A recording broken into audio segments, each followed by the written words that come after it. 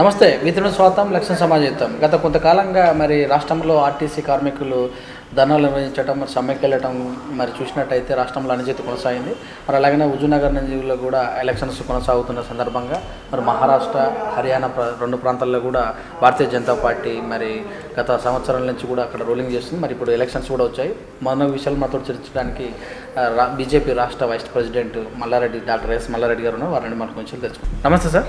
నమస్కారం. చాలా రోజుల తర్వాత రాష్ట్రంలో అనిశ్చితి ఏర్పడింది. ఆర్టీసీ కార్మికులకు మీ మద్దతు బాగానే ఇస్తున్నట్టు కూడా తెలుస్తుంది. రాష్ట్రంలో ఒక తీరుగా, దేశంలో ఒక తీరుగా అన్నట్టుగా టీఆర్ఎస్ పార్టీ నాయకులు అంటున్నారు. ఎలా చూడాలి ఈ విషయం? గత 12 రోజులుగా ఆర్టీసీ కార్మికులు నిరవధిక సమ్మెకు దిగడం జరిగింది. భారతీయ జనతా పార్టీ వారు చేసినటువంటి డిమాండ్లను అన్నింటినీ కూడా పరిశీలించిన తర్వాత ఇందులో చాలా వరకు న్యాయంగా ఉన్నాయని చెప్పేసి మేము వారికి సంపూర్ణమైనటువంటి మద్దతు ప్రకటించడం జరిగింది. మద్దతు ప్రకటించడమే కాదు, ప్రత్యక్షంగా కూడా మేము ఆందోళనలో పాల్గొంటూ ఉన్నాం.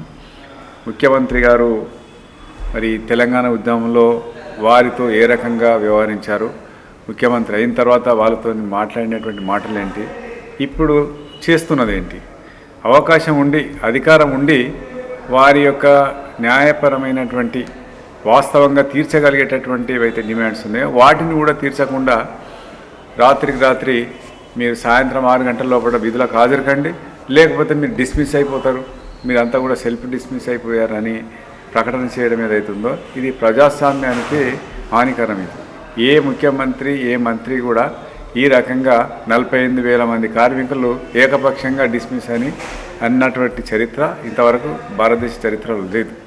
కాబట్టి ఇప్పటికైనా ముఖ్యమంత్రి గారు ఓ పద్ధతితో వ్యవహరించాలా. భారతీయ జనతా పార్టీకి సంబంధించి అక్కడ ఒక విధానం, ఇక్కడ ఒక విధానం అనేది ఏం లేదు. భారతీయ జనతా పార్టీ జాతీయ పార్టీ, దేశంలో అన్ని రాష్ట్రాల్లో దాదాపు 18 రాష్ట్రాల్లో అధికారంలో ఉంది, ఇంకా అనేక రాష్ట్రాల్లో ప్రతిపక్షంగా ఉంది. మాకు విధానము ఒక స్పష్టమైనటువంటి విధానం ఉంటుంది. దేశహితం కోరే, అదేవిధంగా కార్మిక లోకానికి మరి ప్రజలకు ఉపయోగపడేటటువంటి విషయాల్లో ఎక్కడ కూడా రాజీ పడినటువంటి సందర్భం లేదు.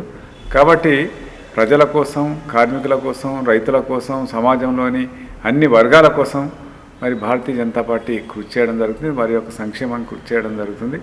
కాబట్టి ఈ సందర్భంగానే మేము భారతీయ జనతా పార్టీ జాతీయ పార్టీగా మరి యొక్క ఆర్టీసీ కార్మికుల యొక్క సమ్మెకు సంపూర్ణమైనటువంటి మద్దతును ప్రకటించడం జరిగింది.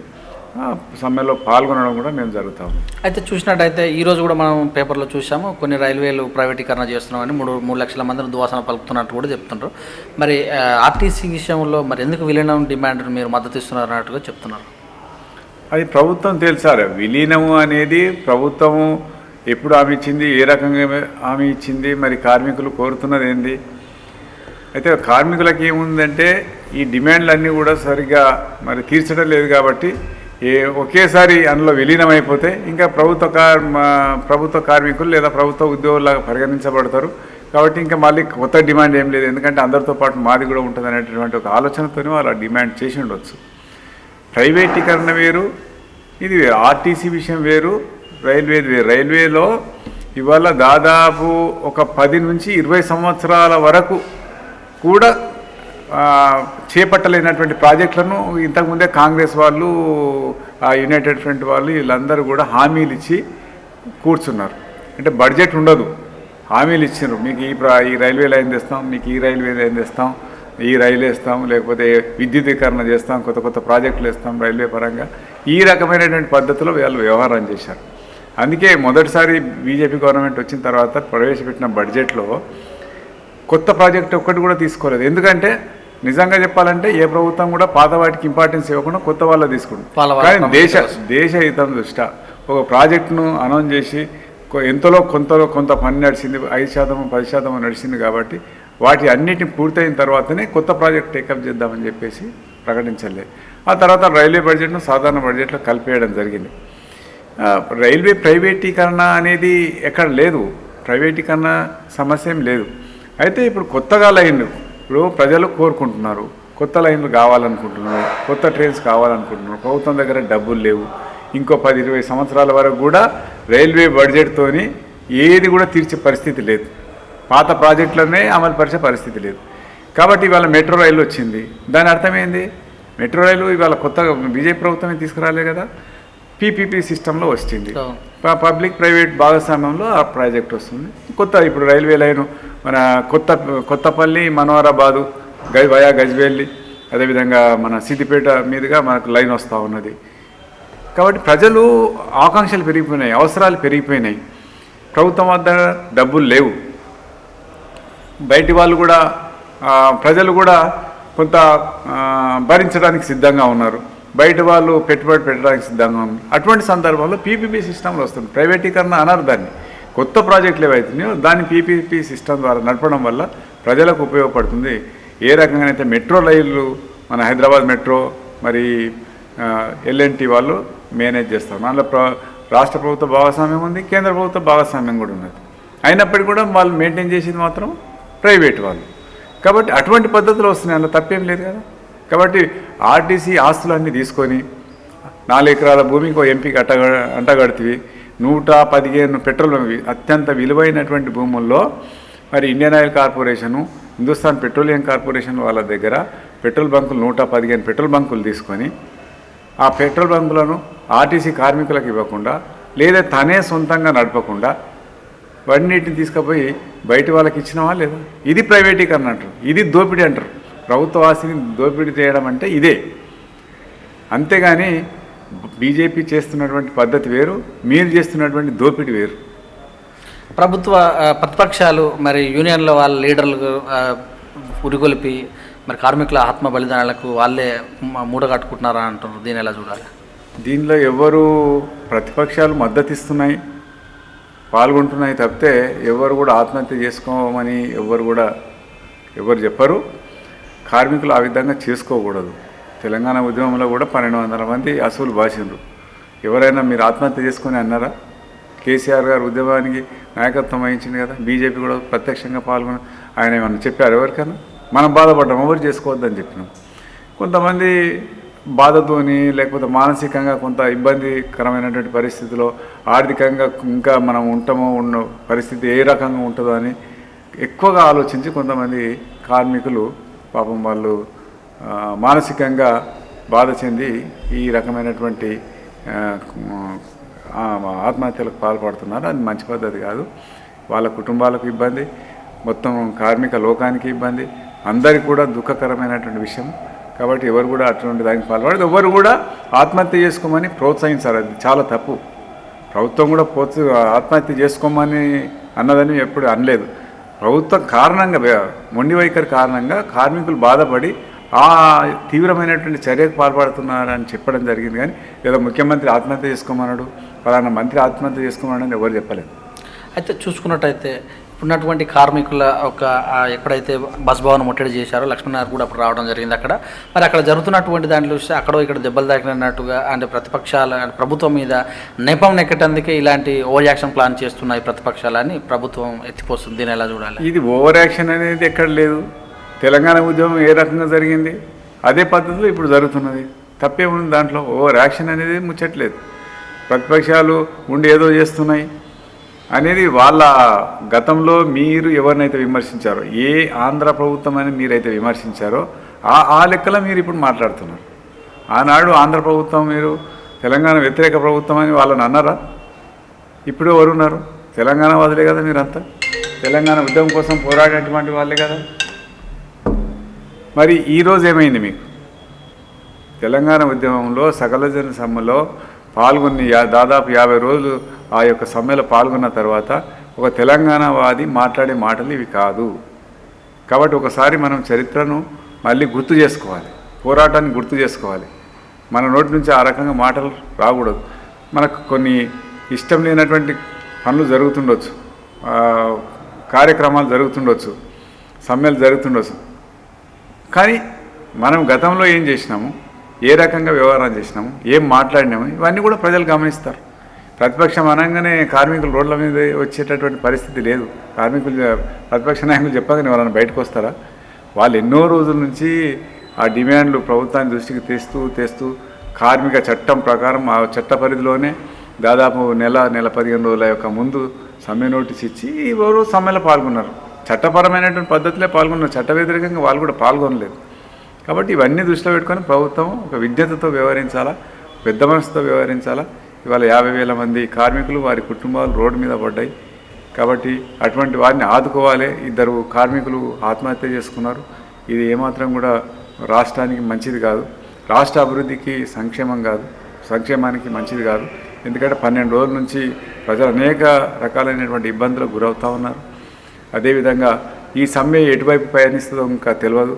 ఇంకా వేరు ప్రభుత్వ ఉద్యోగులు, టీచర్లు వీళ్ళందరూ కూడా దీంట్లో మరి స్కూళ్ళు కూడా బంద్ పెట్టారు. వేరు వాళ్ళు కూడా దీంట్లో మరి జాయిన్ అయిపోతే వాళ్ళు కూడా సమ్మెలో పాల్గొంటే అప్పుడు పరిస్థితి ఏంది? వ్యవస్థ అంతా కూడా స్తంభించిపోతుంది. అల్టిమేట్గా అది నష్టం, ప్రజలకు నష్టం. అది కాబట్టి ప్రభుత్వం ఇప్పటికైనా విజ్ఞతతో వ్యవహరించాలని కోరుకుంటున్నాను. ఇచ్చినటువంటి హైకోర్టు తీర్పు వల్ల ప్రభుత్వం అయితేనేమి, కార్మికులు అయితేనే ఒక మెట్టు దిగి చర్చలు చేసుకోవాలని అన్నారు. దీన్ని ఎలా చూడాల్సిన అంశం? రాష్ట్ర హైకోర్టు నిన్న చేసినటువంటి వ్యాఖ్యానాలు ఏంటంటే 2 వైపులా కూడా కొంత దిగాలి. ఏదైనా ఒక చర్చలకు పోయినప్పుడు ఒప్పందం కుదరాలని అనుకున్నప్పుడు ఎవరైనా ఒక మెట్టు దిగక తప్పదు, అటు ప్రభుత్వం కానీ కార్మికులు కానీ. అయితే ఈ విషయంలో ఏంటంటే ప్రభుత్వానికి బాధ్యత ఎక్కువ ఉంది. ఎందుకంటే ఒక పెద్ద మనిషిగా, అధికారం ఉన్నటువంటి వ్యక్తిగా, గతంలో కూడా అంత కలిసి పనిచేసినటువంటి వాళ్ళకి ఆర్టీసీ కార్మికులు ఎవరో కాదు, దీంట్లో వ్యవస్థలో భాగమే, ఉద్యమంలో భాగమే. కాబట్టి ఆనాడు మనం కొన్ని హామీలు ఇచ్చినాం, ఆ హామీలో కొంతవరకైనా కట్టుబడి ఉండాలి కదా. కాబట్టి ప్రభుత్వము కానీ ఇటు కార్మికులు కానీ కొంత ప్రజల యొక్క ఇబ్బందిని, రాష్ట్ర యొక్క అభివృద్ధిని, సంక్షేమాన్ని దృష్టిలో పెట్టుకొని కొంత ఇచ్చిపుచ్చుకునే ధోరణిలో వ్యవహరిస్తే అందరికీ మంచిదని నేను భావిస్తాను. అనిశ్చితి నెలకొన్నది కనుకనే కేంద్రం జోక్యం చేసుకునే అవకాశం ఉంది. గవర్నర్ అందుకే పిలిపించారని తెలుస్తుంది. దీని మీద మీ సమాచారాలు ఉండబోతుంది. ఈ విషయము ఇది పత్రికల్లో ఊహాగానం తప్ప అనిశ్చితి అనే పరిస్థితి ఎప్పుడు రాజ్యాంగ సంక్షోభము తలెత్తినప్పుడు, ఇక్కడ ప్రభుత్వము నడవలేనటువంటి పరిస్థితి ఉన్నప్పుడు కేంద్రం జోక్యం చేసుకుంటుంది. కాబట్టి అటువంటి పరిస్థితి ఉత్పన్నమైందని మేమేం భావించడం లేదు. కాబట్టి పత్రికల్లో రకరకాలైనటువంటి వార్తలు వస్తూ ఉన్నాయి. గవర్నర్ గారు దాని మీద రిపోర్ట్ ఇచ్చారని, ప్రధానమంత్రిని కలిశారని.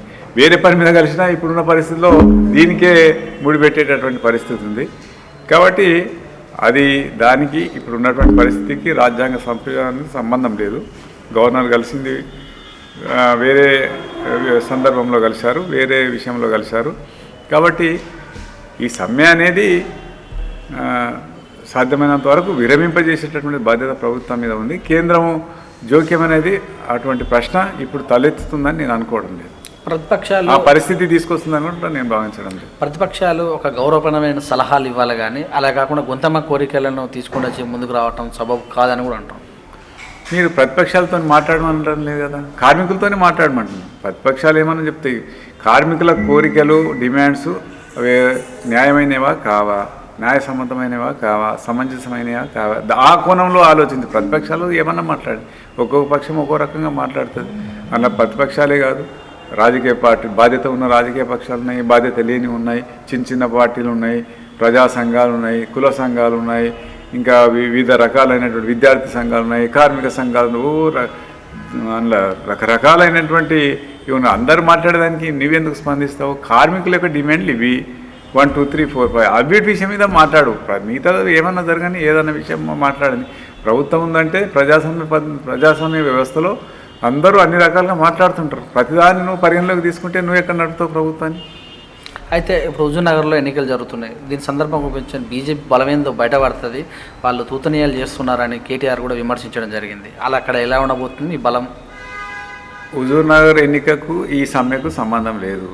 హుజూర్నగర్ ఎన్నికకు భారతీయ జనతా పార్టీ యొక్క పురోగతికి సంబంధం లేదు. మాకు తెలుసు మా బలము ఎంతవరకు ఉంది, ఎక్కడ ఎట్లా ఉంది అనే విషయం మాకు తెలుసు. కానీ ప్రజాస్వామ్యంలో ఎన్నికలు వచ్చినప్పుడు నిలబడడం బాధ్యతగా మేము నిలబడ్డాము. దాంట్లో మేము గెలుస్తున్నాము అని మేమేం చెప్పలేదు. కాబట్టి అక్కడ మా బలాన్ని పెంచుకుంటున్నాం. మా టార్గెట్ అంతా కూడా 2023లో రాష్ట్రంలోకి అధికారంలోకి రావాలనేటువంటి దాంట్లో మేము పార్టీ విస్తరణ కోసం పనిచేస్తున్నాం, ఆ రకంగా ఉద్యమిస్తున్నాం. కాబట్టి ఈ ఎలక్షన్ మాకు ఒక లెక్కలోకి లేదు, మేము పరిగణలోకి తీసుకోవడం లేదు. కాబట్టి ఈ ఎన్నిక గురించి మేము ఎక్కువ ఆలోచించడం లేదు, ఆందోళన చెందడం కూడా లేదు. ఇప్పుడు జరుగుతున్నటువంటి మహారాష్ట్ర హర్యానాలో మరి ఎలా ఉండబోతుంది మీ విజయం ఏమన్నా?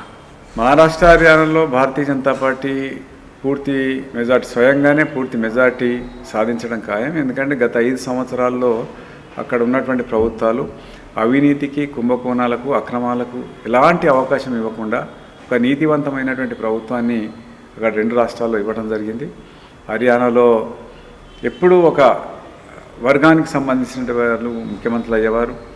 ఇవాళ ప్రజలందరూ కూడా భావిస్తారు, అన్ని వర్గాల వారు ఓన్ చేసుకుంటున్నారు ముఖ్యమంత్రి, ఒక వర్గానికి కొమ్ము కాయడం లేదు. అదేవిధంగా టీచర్ల కుంభకోణం, ఇతరత్ర కుంభకోణం, గత చౌతాల ముఖ్యమంత్రిగా ఉన్నప్పుడు జరిగినటువంటి కుంభకోణంలో ఇప్పుడు ఆయన జైలు పాలై ఉన్నాడు.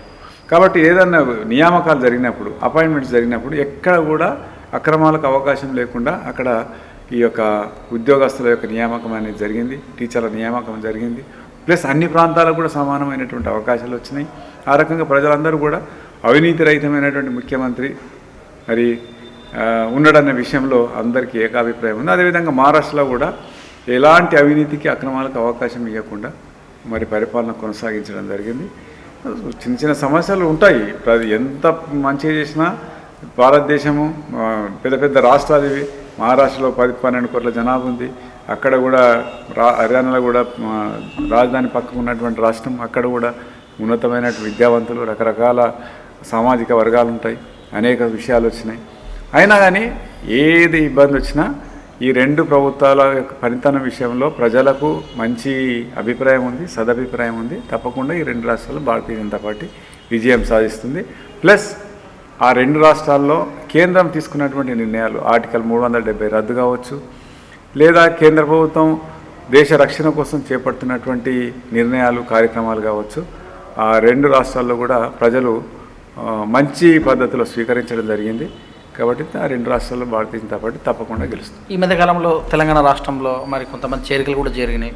ఇక్కడ దేవేందర్ గౌడ్ వాళ్ళ ఫ్యామిలీ అయితేనేమి, ఇటు సైడ్ వివేక్ గారు కూడా. మరి మొత్తం మీద ఇంకా ఎలా ముందుకెళ్ళే అవకాశం ఉంది? చేరికలు ఏమన్నా ఈ మధ్యకాలంలో కొత్తగా? బీజేపీలో చాలామంది చేరుతూ ఉన్నారు. చేరికలో భాగంగానే వీళ్ళు కూడా చేరడం జరిగింది. ఇంకా చాలామంది నాయకులు చేరినారు, ఇంకా చేరబోతూ ఉన్నారు.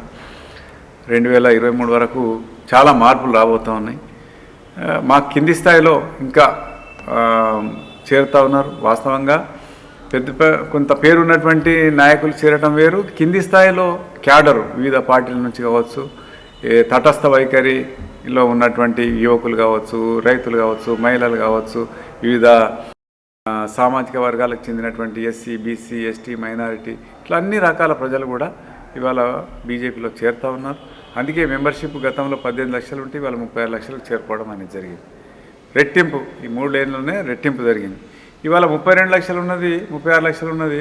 రేపు 3 ఏళ్ళ తర్వాత దాదాపు 76 లక్షలకు, 1 కోటికి చేరడం కూడా ఖాయం. ఆ రకంగా మా కింది స్థాయిలో మేము విస్తరిస్తూ ఉన్నాం, బలాన్ని పెంచుకుంటూ ఉన్నాం. పైన నాయకులు ఎవరు వచ్చినా ఎవరు రాకున్నా దానికి సంబంధం లేకుండా పార్టీని సంస్థాగతంగా బలోపేతం చేసి ఈ రాష్ట్ర ప్రభుత్వానికి వ్యతిరేకంగా ప్రజా ఉద్యమాలను నిర్మించి తద్వారా 2023 ఎన్నికల్లో భారతీయ జనతా పార్టీ ఈ రాష్ట్రంలో అధికారం సాధించడమే లక్ష్యంగా పనిచేస్తాం. ఈ ముఖంగా ఆర్టీసీ ఎంప్లాయీస్కి మీరేం చెప్తారు? నిన్న హైకోర్టు ఏదైతే సూచనలు ఇచ్చిందో 18 తారీఖు లోపల వీళ్లకు కౌంటర్ వేయమని చెప్పడం జరిగింది. కాబట్టి ఇద్దరు కార్మికులకు కానీ అటు ప్రభుత్వానికి కానీ పట్టిన కుందేలకు 3 కాళ్ళు అనకుండా ఇరు వర్గాలు కూడా సామరస్యంగా మంచి వాతావరణంలో ఒక మెట్టు దిగి ప్రజల యొక్క సంక్షేమం కోసం, కార్మికుల యొక్క సంక్షేమం కోసం, ప్రజల యొక్క ఇబ్బందులను దృష్టిలో ఉంచుకొని సమస్య సామరస్యపూర్వకంగా పరిష్కారం అవుతుందని నేను భావిస్తున్నాను. Thank you sir, thank you very much. మీ విలువైన సమాచారాన్ని మరి ఆర్టీసీ సమ్మె, హర్యానా మరి ఏదైతే మహారాష్ట్ర జరుగుతున్న ఎన్నికల గురించి విశ్లేషణ చేశారు. ధన్యవాదాలు. రైట్, నమస్తే. ఇదండి మరి తెలంగాణ రాష్ట్ర BJP vice president doctor S Mallareddy గారు ఆర్టీసీ సమ్మె గురించి, మరి మహారాష్ట్ర హర్యానా జరుగుతున్నటువంటి ఎలక్షన్స్ గురించి, మరి ఏదైతే హుజూర్నగర్లో జరుగుతుందో మా బలం నిరూపించుకోవడానికి మాత్రమే కానీ గెలుస్తామా ఓడతామా అనేటటువంటి అక్కడ మేము కీలకత్త చేయలేదు. మరి ఆర్టీసీ కార్మికులు ఆత్మహత్యలు చేసుకోవడం అనేది కూడా నిజంగా బాధాకరం. అలాంటి వైపు కాకుండా మరి హక్కుల కోసం పోరాడడం అనేది సబబు. ప్రభుత్వం అయితేనేమి, కార్మికులు అయితేనేమి హైకోర్టు ఇచ్చిన తీర్పు ప్రకారము మరి ఒక మెట్టు దిగి చర్చలు తీసుకొని ప్రజలకు ఎలాంటి నష్టాలు వాటిల్లో చేయాలని తెలియజేశారు. చూస్తున్నాండి with news cameraman నవీన్తో me Suresh Dandu.